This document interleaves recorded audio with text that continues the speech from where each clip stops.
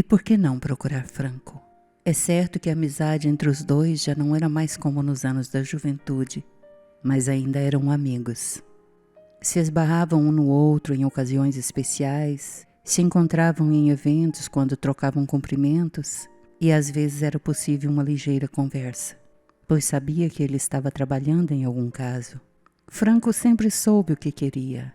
Ela o admirava por sua determinação em ter abraçado uma profissão considerada perigosa e sem o devido reconhecimento e regulamentação. Mas ele acreditou em seu talento, apostou em sua paixão, persistiu em seu objetivo e se sobressaiu no campo da investigação.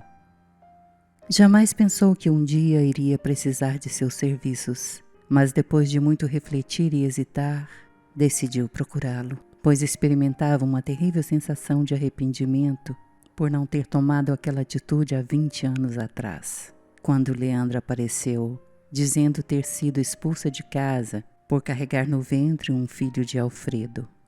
Errou em não questionar a veracidade da história, ela admitia, mas, na época, considerando as fraquezas do filho, que ela conhecia e muito bem, aquela situação vinha a calhar para fazê-lo esquecer de Olívia, a moça apagada e simples com quem ele estava se envolvendo demais, em sua opinião. Gostou de Leandra desde o início. Era esperta, corajosa, determinada, tinha ambição, qualidades que considerava essenciais numa mulher. Apostou naquela união, a fez sua nora, a preparou para ser a esposa ideal de seu único filho. Alfredo iria amadurecer e com o tempo agradecer-lhe. Sabia que a tarefa seria dispendiosa, mas ela estava disposta a defender o que julgava ser o melhor para seu filho. E diante das circunstâncias, Leandra era o melhor naquela ocasião. Alfredo resistiu a princípio, alegando nunca ter se envolvido com a moça. Mas também não negou a história que Leandra contou. Aquilo foi o suficiente para a decisão de Margarete e o casamento aconteceu, numa cerimônia simples, testemunhada somente pela família e amigos íntimos. O descontentamento de Alfredo era visível, mas Margarete acreditava que tudo era uma questão de dar tempo ao tempo. Uma criança estava a caminho e a chegada do bebê iria contribuir positivamente e fortalecer a união dos dois. De fato, o menino Bernardo conquistou o coração de Alfredo desde o início. Porém, a carreira do escritor Lamounière era prioridade na vida do jovem, e esta ele sempre colocou em primeiro lugar, não permitindo muito espaço para Leandra. Quanto mais ela esperneava e reclamava, mais Alfredo se afastava. Inconformada com a indiferença do marido, ela mudou de tática e passou a implicar com o livro de Alfredo, o qual trazia na capa a figura de Olívia, a quem Leandra culpava pelo fracasso de seu casamento e pela falta de atenção de Alfredo. Margarete, que de certa forma concordava com Leandra, vendo seus planos frustrados, decidiu suspender a venda dos poucos exemplares que ainda estavam disponíveis na livraria e cancelar a segunda edição. Alfredo aceitou pacificamente a decisão da mãe. Talvez aquela fosse mesmo a decisão correta. Ele se dedicaria ao próximo livro e tiraria Olívia de vez de seu pensamento. Assim aconteceu. Alfredo Lamounière começou a trabalhar em seu segundo romance, A Casa Veraneio, o qual mais tarde foi traduzida para o italiano, e com isso uma nova etapa de sua carreira foi gradativamente ocupando espaço na vida do jovem escritor. Leandra foi aos poucos desistindo de importunar o marido e descobriu outros interesses. Sendo bem orientada pela sogra, que fazia questão de estar sempre presente, participando, influenciando e acompanhando o crescimento de Bernardo. Certa vez, observando de perto o menino, percebeu que ele não tinha nenhum traço do filho, mas se justificou com o pensamento de que a nora tinha o gene forte. Não conheceu a família dela e provavelmente o menino havia herdado as características físicas dos familiares de Leandra.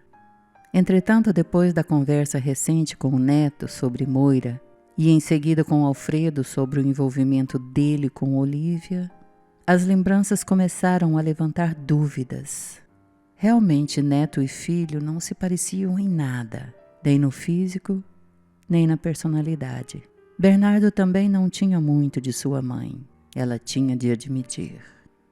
Embrenhada em suas lembranças, achou que deveria averiguar mais a fundo aquela história, principalmente depois que soube da existência de Moira.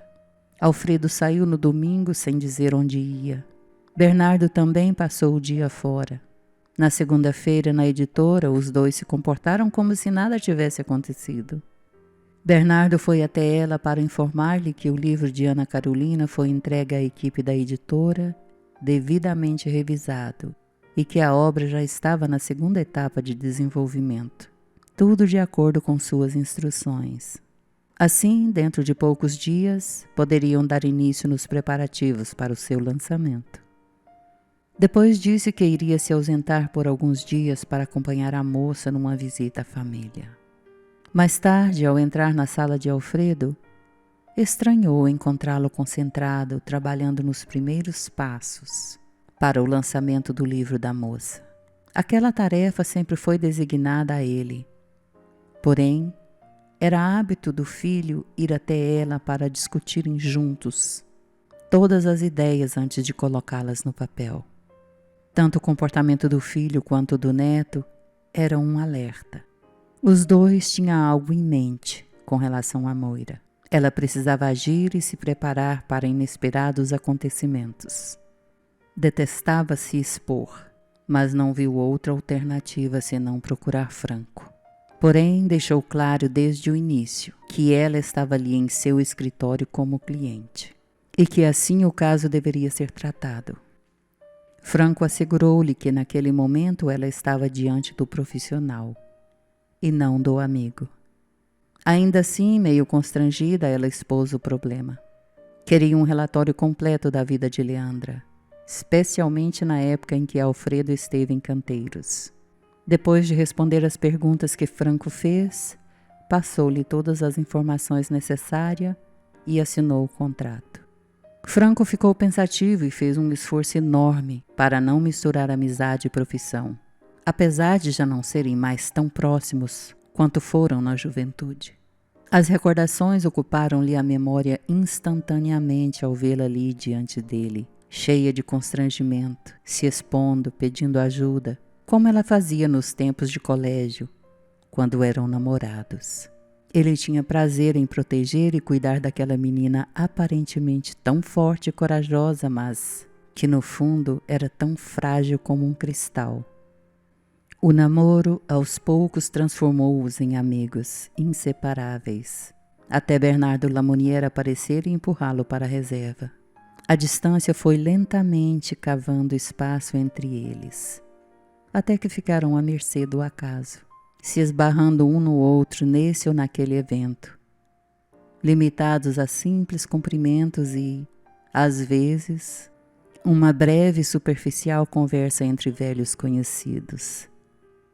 Depois de fazer escoar todas as boas recordações, ele foi ver Mia, a inseparável companheira de trabalho por longos anos, para juntos traçarem a estratégia de trabalho e dar início no caso de Margarete Lamounière.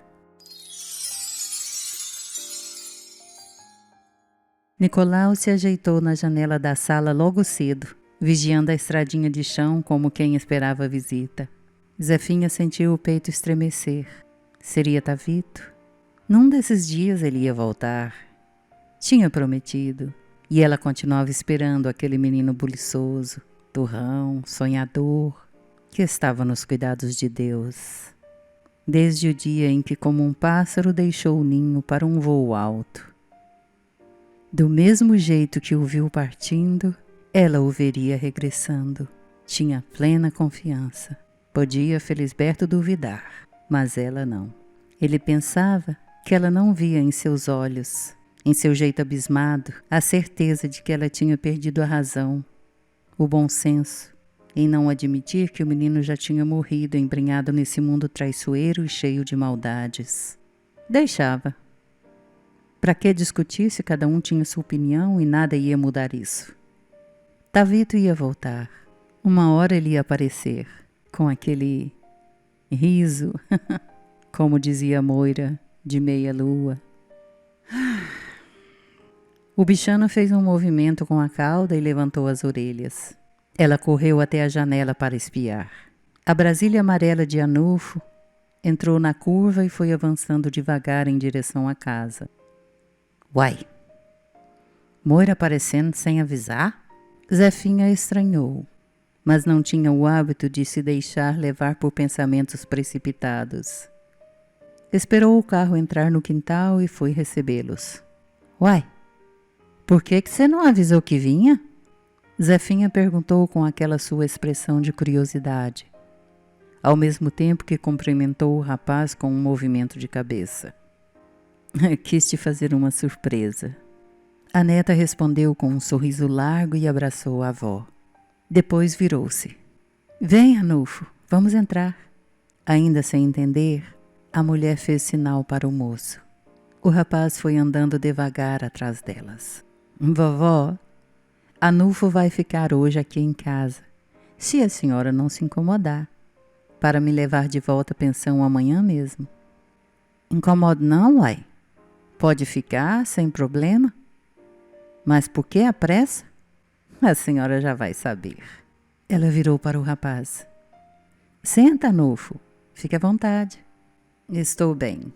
Fiquei sentado por muito tempo na viagem. Preciso esticar as pernas. Fiquem à vontade para conversar. Eu vou dar uma volta lá na beira do córrego. Meio cismado ele, né? Zefinha comentou assim que Anufo se afastou. É o jeito dele, vovó. Caladão, mas é gente boa. Lalá tem total confiança nele. Lalá? Que Lalá é essa, menina? Ah, é, a senhora não sabe. Disse rindo e puxando a avó para o sofá. É assim que sua amiga Eulália gosta de ser chamada, para se sentir mais próxima das moças da pensão.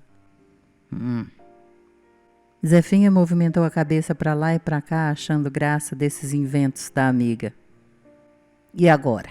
Vai me dizer por que está aqui, assim, sem avisar? Mas é claro que sim. Ela segurou as mãos da avó, puxou a respiração e se inclinou para a frente, olhando nos olhos apreensivos da mulher. Tio Tavito. Que história é essa? Eu sei onde ele está. A surpresa deixou escapulir um som comprido na garganta de Zefinha.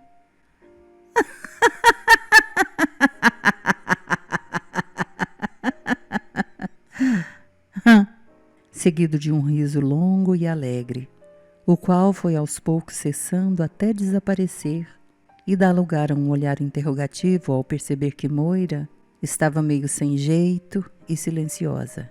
Zefinha voltou a ficar apreensiva. Como que você achou ele? Por que ele não veio com você? Onde ele está? Que aconteceu? Calma, vovó. Eu ainda não estive com ele. Zefinha sentiu o peito apertar a cada palavra pronunciada, com dificuldade pela neta. Vim porque vou precisar de várias fotografias para ir vê-lo no próximo fim de semana. A senhora tem um neto, o Duda, e uma neta, a Soninha, que já te admiram muito e estão ansiosas para conhecê-la, sabia? Tem também uma nora, a tia Isabel, que contou com a ajuda de Ciro, irmão dela, para cuidar muito bem do tio Tavito, antes e depois do acidente de caminhão que ele sofreu há quase 20 anos atrás. Acidente? Tavito sofreu um acidente? Foi grave? Ele ficou paralítico, é isso? Fala! Fala! Zefinha começou a se sentir como se estivesse dentro de uma esfera girante, que a deixava completamente zonza, a ponto de ouvir o som da voz de Moira longe, indo e vindo em ondas oscilantes que zuniam, no mesmo ritmo.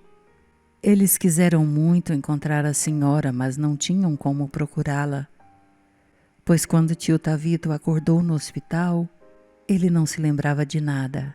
A perda da memória foi total.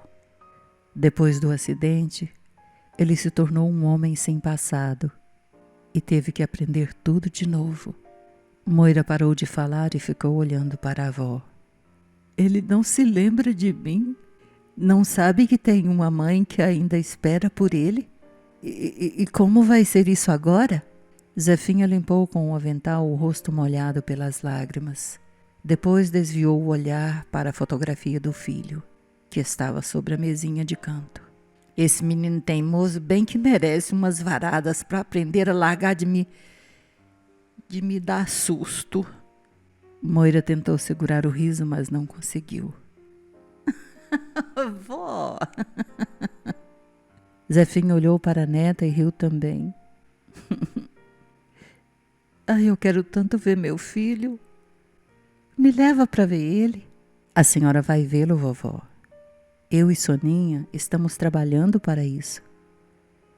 Creio que nesse momento ela também já deve ter dado a notícia para a família. Mas lembre-se de que tio Otávio não se lembra do passado.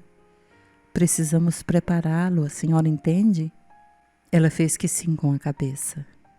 E Felisberto, por onde anda? Ele foi entregar as encomendas de doce no Hotel Carandes, mas já deve de estar voltando. Ótimo. Assim ele faz sala para o Anulfo. Moira se levantou. Acho melhor eu ir atrás dele agora, depois conversamos mais. Então vai, minha filha. Enquanto isso eu vou terminar o almoço. O moço deve de estar com fome. Moira sorriu, concordando com a avó. Fez um cafuné no gato Nicolau, que estava esparramado no degrau da entrada, e saiu caminhando para o lado do córrego. A primeira notícia foi dada, porém ainda estava indecisa quanto a dar a segunda, que para ela seria mais complicado por se tratar de um assunto qual a avó sempre evitou. Seu pai, um sujeito chamado Diniz, como Zefinha costumava se referir a ele, demonstrando toda a sua antipatia e irritação. Seria difícil convencer a avó de que Diniz, ou melhor, Alfredo Lamounière, veio a saber de sua existência apenas há poucos dias atrás. Mais difícil ainda, dizer-lhe que iria conhecê-lo dentro de alguns dias. Tinha total liberdade e confiança para falar com a avó sobre tudo o que acontecia e dizia respeito à sua pessoa. Porém, se sentia muito incomodada diante daquela indecisão, pois não queria omitir nada de sua avó, mas também não gostaria de contrariá-la. Moira abandonou seus pensamentos e acenou para Anulfo.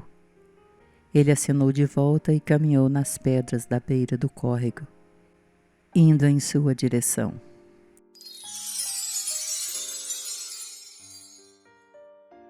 Ana Carolina fez questão de parar em Cocalzinho de Goiás para experimentar o pau a pique, que Soninha tanto recomendou. Nome da broinha de milho em formato cilíndrico, envolvida na folha da bananeira e assado no forno. Tanto ela quanto Bernardo estavam encantados pelas delícias e belezas do leste goiano, parte do estado que eles ainda não conheciam. Chegaram a Canteiros pouco antes do meio-dia.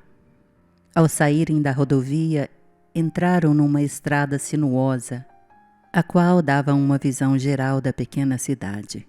Na parte mais alta viam-se as casas antigas, pintadas em cores variadas, enfileiradas nas ruas estreitas calcetadas com pedras. Na parte mais baixa, um córrego orlava o verde das plantações, com seus ranchos afastados uns dos outros. Provavelmente Olívia habitou em um deles, Bernardo supôs. Silencioso e pensativo, deixou que aquele cenário enchesse seus olhos. O Hotel Carandes, um prédio cor-de-rosa, edificado de maneira a ocupar toda a extensão do terreno, se localizava numa esquina da praça central. Bernardo parou o carro e olhou para Ana Carolina. Ela o encorajou com um sorriso. Desceram e caminharam de mãos dadas para os degraus, que formavam uma meia-lua na entrada do hotel e dava acesso ao pequeno saguão.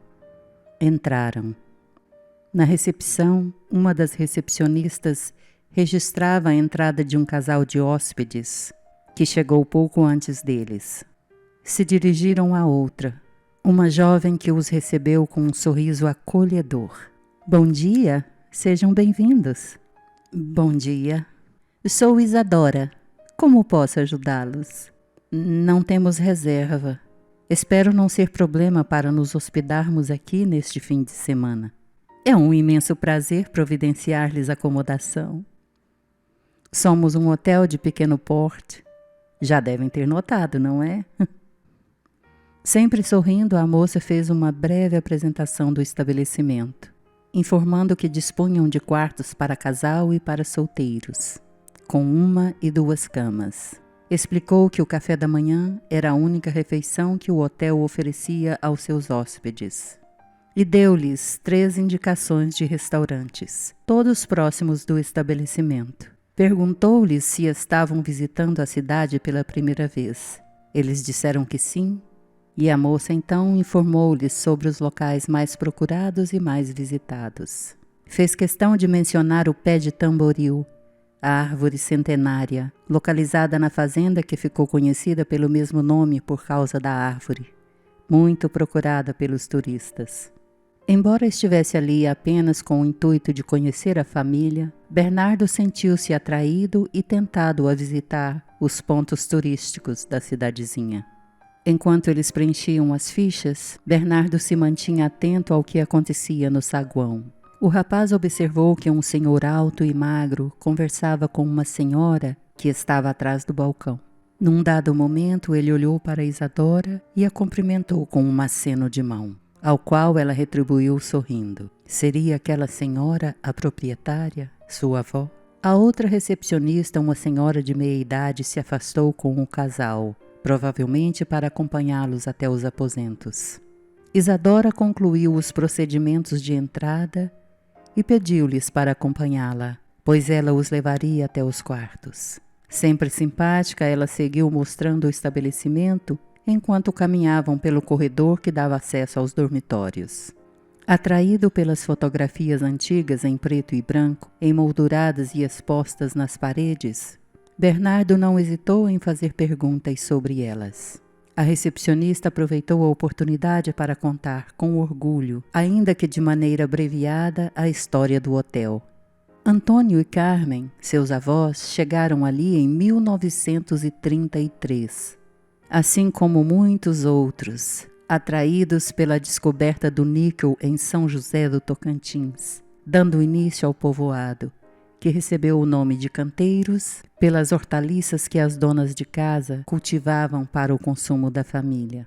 Felisberto Soares, um dos pioneiros, trabalhava com fotografias e com muito entusiasmo registrou tudo desde o início em sua máquina fotográfica. Graças ao trabalho daquele talentoso fotógrafo, hoje ela tinha acesso à história do hotel e de sua família. Felisberto é aquele senhor que está na recepção conversando com minha avó, Isadora informou. O senhor que acenou para você, Bernardo observou com um sorriso de satisfação. Sim, aquela senhora era sua avó. Isso lhe dava a certeza de que Isadora era sua prima.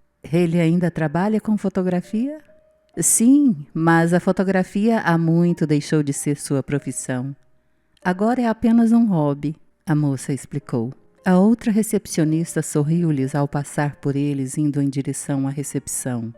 E Isadora prosseguiu com suas informações, apontando para a primeira fotografia do hotel, o qual começou com apenas 3 quartos e aos poucos foi se expandindo, até chegar ao total dos 23 atuais.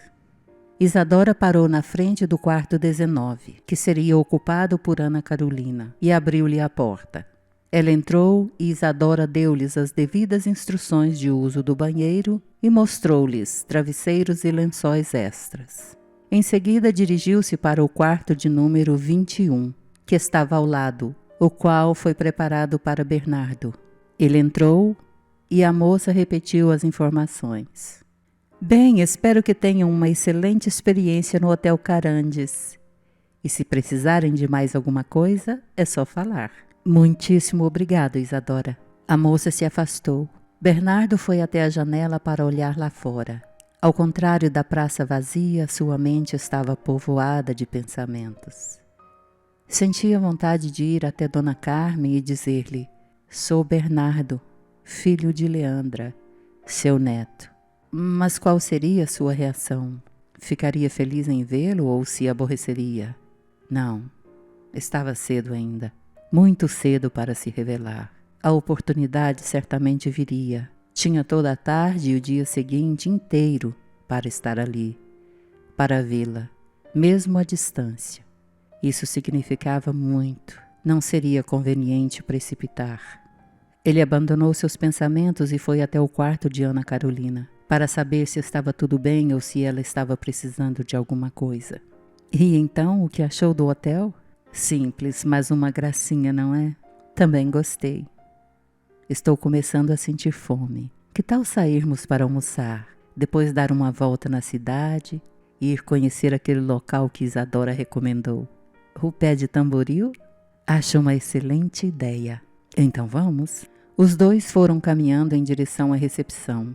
Atrás deles, no corredor, Mia e Franco também seguiam na mesma direção. Aquele não é Bernardo Lamounière?